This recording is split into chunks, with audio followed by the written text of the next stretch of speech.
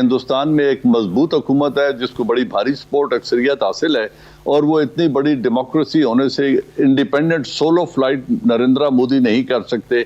वो अपनी पूरी कैबिनेट को साथ लेके चलेंगे। उन्होंने डोनाल्ड ट्रंप को भी उनके साथ जलसा भी किया और सब कुछ बात की, लेकिन दो टोक अल्फाज में उन्होंने ये कह दिया था कि हम किसी किस्म की सालिसी आपसे न चाहते हैं, ना हम किसी सालिस को तस्लीम करेंगे।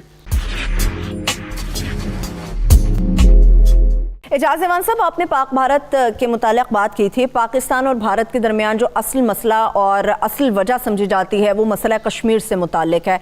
आपको याद होगा डोनाल्ड ट्रंप ने इस चीज़ के ऊपर सामने आके फ्रंट फुट पे ये भी कहा था कि वो आर्बिट्रेशन के लिए भी तैयार हैं, वो कश्मीर के मसले को हल करवा सकते हैं, वो बैठने के लिए तैयार हैं। मगर अनफॉर्चुनेटली ये तमाम चीज़ें इस तरह से नहीं हो सकी। जो बाइडन की अपनी टीम के अंदर दो कश्मीरी नजात खवातीन मौजूद है जो उनकी टीम का हिस्सा है। आपको लगता है कि वो कश्मीर के मामले पर पाकिस्तान और भारत के दरमियान जो मसला है उसको हल करने की कोशिश करेंगे, कोई संजीदगी दिखाएंगे?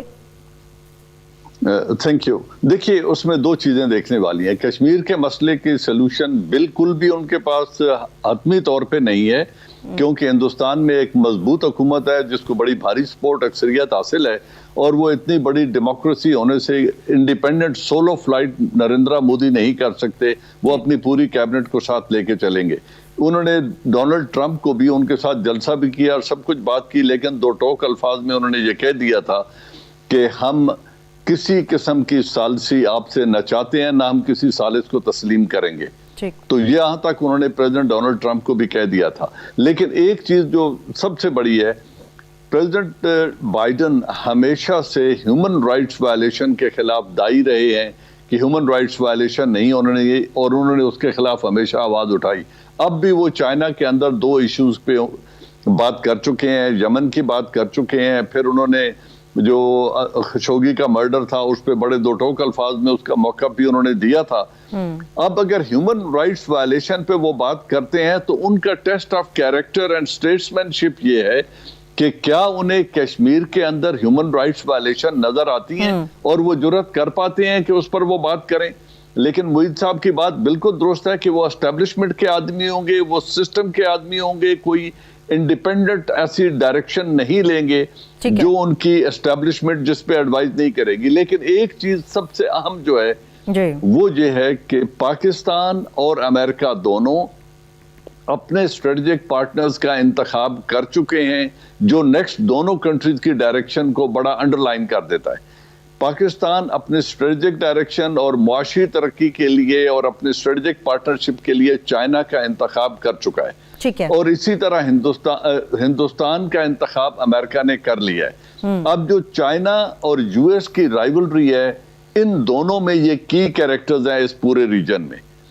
पाकिस्तान उनको अल्टरनेट स्ट्रेटेजिक डायरेक्शन मुहैया करता है चाइना को as compared to South China Sea and Strait of Malacca and against Quad, Australia, Japan, America और इंडिया के खिलाफ जो उनके साउथ चाइना सी में खतरात हैं उनको वार्ड ऑफ करने के लिए एक alternate direction belt and road initiative, Gwadar और इंडियन ओशियन में अप्रोच जो है वो पाकिस्तान ने उन्हें मुहैया कर दी है। यही डायरेक्शन उन्हें लेकर जाती है Afghanistan, central Asia, Eurasia, Iran और मिडल ईस्ट की तरफ। अब इस डायरेक्शन को, ये स्ट्रेटेजिक मजबूरी थी चाइना की, हमने उनके साथ ताउन किया और एक स्ट्रेटेजिक पार्टनरशिप हमारी बिल्ड हो चुकी है जिससे पाकिस्तान ना वापस हट सकता है ना हमें हटना चाहिए।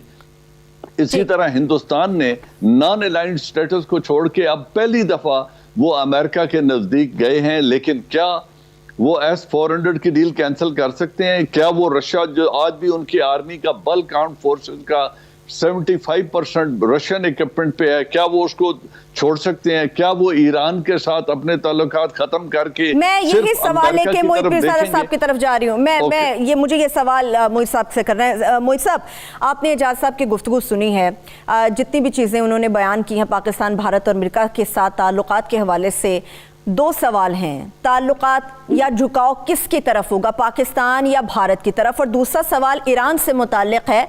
इस पे कहा तो गया था जो बाइडन की तरफ से ताल्लुकात बहाल होंगे, दोबारा से इत्तेहाद बनेंगे। उनसे जब सवाल किया गया कि ईरान और अमेरिका के माबैन जो जौहरी मुआहिदा था क्या उसकी बहाली हो सकती थी, उसके ऊपर अभी तक जो बाइडन इंतजामिया और जो बाइडन की तरफ से खामोशी क्यों है?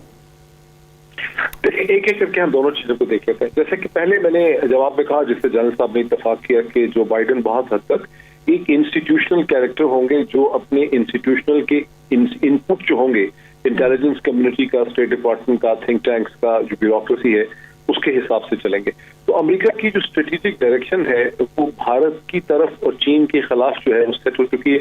और चूंकि पाकिस्तान की स्ट्रेटेजिक ऑप्शन चीन की तरफ है और अमेरिका और पाकिस्तान में गुज़िश्ता 20 बरस में 9/11 के बाद, बावजूद इसके कि अमेरिका की किसी ने इतनी मदद नहीं की 9/11 के बाद, और अपना इतना खून का नजराना और अपनी इतनी जानों का नजराना और अपने आप को इतनी मुश्किलात में किसी मुल्क और किसी रियासत नहीं डाला जितना पाकिस्तान ने डाला है। उसके बावजूद अमेरिका की पाकिस्तान से ड्रिफ्ट हुई और भारत की तरफ हुई। तो ये जो ट्रेंड है वो जो बाइडेन के जमाने में भी जारी रहेगा, बल्कि मजीद वो बढ़ेगा। डेमोक्रेट्स जो हैं वो रिपब्लिकन के मुकाबले में ज्यादा प्रो इंडियन है। फर्क थोड़ा सा ये पड़ गया है कि जो हिंदुत्व के पर निकले हैं और जो उसकी एक शक्ल सामने आई है वो डेमोक्रेट्स के लिए खासी खौफनाक है। इसलिए डेमोक्रेटिक पार्टी की तरफ से और बाइडेन के जो मुख्तलिफ कुलीग और कैबिनेट मेंबर्स हैं उनकी तरफ से आप देखेंगे कि ह्यूमन राइट के हवाले से कुछ ना कुछ तनकीद जो है हिंदुस्तान की होती रहेगी। हिंदुस्तानी एस्टेब्लिशमेंट की कोशिश करेगी कि पाकिस्तान में ह्यूमन राइट की वायलेशंस करवाई जाए, माइनॉरिटीज पे हमले करवाए जाएं, असैसिनेशन करवाए जाएं, बलोच इशू को उठाया जाए, शिया इशू को उठाया जाए, कराची में इशूज को उठाया जाए, पीटीएम को उठाया जाए, ताकि अमेरिका की तवज्जो जो है वो बटी रहे।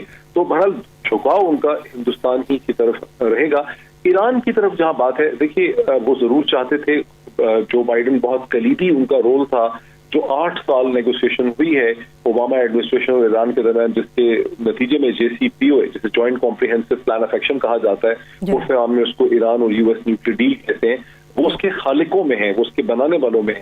लेकिन गुज़िश्ता 4 बरस में इसराइल ने और अरब ममालिक ने ट्रंप एडमिनिस्ट्रेशन के साथ मिलकर इतनी एक नेगेटिव इन्वेस्टमेंट कर दी है ईरान के रिलेशनशिप के अंदर कि अब बाइडेन के लिए उस पोजीशन पे जो आज से 4-5 साल पहले एग्जिस्ट करती थी उस पे जाना जो है वो मुमकिन नहीं है। वो कोशिश जरूर करेंगे कि ईरान को ब्रीदिंग स्पेस मिले, लेकिन मत भूलिए कि ये जो अब्राहमिक अकॉर्ड हुआ है गुज़िश्ता चंद हफ्तों में, जहां सऊदी अरब, यूएई, कतर, बहरीन सब इजराइल के साथ हमें मिलते नजर आते हैं, इससे बाइडेन की मुश्किलात में मजीद इजाफा हो गया। ठीक है, मेरे पास एक आखिरी मिनट है इस सेगमेंट को क्लोज करने के लिए, और आखिरी सवाल भी मोहित पिरज़ादा साहब मैं आपसे सर करना चाहती हूँ। मुझे ये बताइए कि पाकिस्तान और अमेरिका के ताल्लुकात किस तरह से चलेंगे, एड पर या फिर ट्रेड पर? और एड का तो चांस कोई मुझे ज्यादा नजर नहीं आता। ट्रेड भी अमेरिका की कुछ, देखिए वैसे अमेरिका पाकिस्तान के बड़े ट्रेड पार्टनर्स में है। अमेरिका और यूरोपियन यूनियन जो है उन दोनों का ट्रेड पाकिस्तान के फेवर में रहता है। पाकिस्तान ने हमेशा अमेरिकन ट्रेड से फायदा उठाया। ये और बात है कि पाकिस्तान ने जिस तरह की मार्केट एक्सेस हासिल करनी चाहिए 9/11 के बाद, जब अमेरिका ने कोशिश भी की कि पाकिस्तान को मार्केट एक्सेस दे, वो मार्केट एक्सेस पाकिस्तान को प्रोवाइड नहीं कर सका। उसके रास्ते में बहुत सी लॉबीज हैं। तो ना मुझे कोई ट्रेड में बहुत इजाफा अमेरिका की हुकूमत की तरफ से होते नजर आता है। ये और बात है कि प्रेजेंट गवर्नमेंट ने जिस किस्म के इकदाम उठाए हैं और पाकिस्तान का टेक्सटाइल सेक्टर जिस किस्म की एफर्ट कर रहा है, उसमें ये अहम मुमकिन है कि पाकिस्तान और फिर चीन के साथ जिस तरह की दूरियां हो रही हैं अमेरिकी हुकूमतों की, ये मुमकिन है कि पाकिस्तान को अमेरिका के अंदर बेहतर ट्रेड शेयर मिले टेक्सटाइल में, क्लोथिंग में और इंफॉर्मेशन ICT रिलेटेड जो IT रिलेटेड प्रोडक्ट्स हैं उसमें ज्यादा मिल सकता है। लेकिन एड के कोई खास चांसेस मुझे नजर नहीं है।